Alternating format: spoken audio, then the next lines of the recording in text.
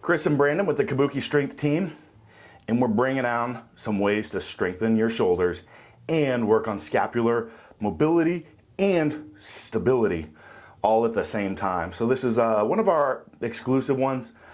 I guess I don't know how exclusive it is because I've shown it in videos for years, and now I start seeing a lot of other people pop up doing this. But it's walking bottoms up kettlebell presses. So it's a lot of stuff going on. Why would you want to have so much? And there's a reason for that. So we get into that position with a bottoms up kettlebell, which is right here. So there's a lot of stabilization that has to happen with that bell. It wants to move all over the place. And you can't, like with a dumbbell, have it a little bit in front. You have to have it locked in position. Everything lined, this bell lined up with elbow, lined up with shoulder. Has to happen or you dump either direction. So that forces that scapular mobility to happen, to get into position here, not be pressing here. But it does more when we add the walking. So because you can still go, oh, well, it's lined up here like this. And so we're losing some of that benefits. We're actually getting into a little bit of poor position, including our core, maybe stretching and flexing in the lumbar into extension, some things that we want to avoid.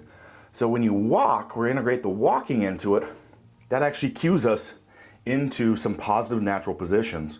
And actually we've got movement all the way through the hips now at the same time. And we want to make it pretty continuous, so it's not press, step, press, step, press, step. You should be doing it as you go. This is going to take the weights down quite a bit.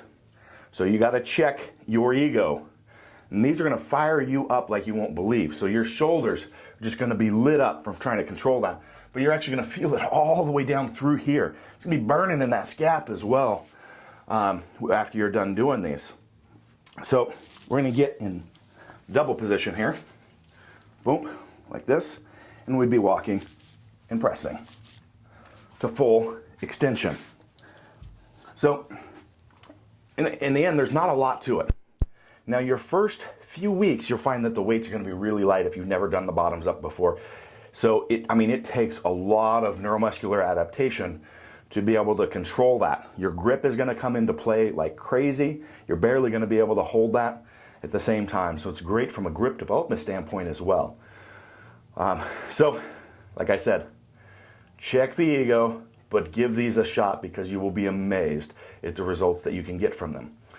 I get tons of people going, when they see my pictures on Instagram or whatever, going, damn, how'd you get those shoulders? I'm like, well, I do these and I swing a shoulder rock. I mean, it's kind of works pretty damn well. There's no top secret secrets.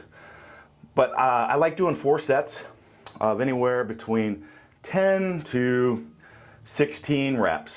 You can vary it a little bit. That's a fairly wide range, but your kettlebell increments are not as tight as increments as dumbbells. So as you progress, you may end up finding that you have to run to a fairly high number of reps before you can jump to the next increment of kettlebell because of the weight increment sizes. So you may start at 8, work all the way up to 16 with it before you can jump to the next kettlebell size.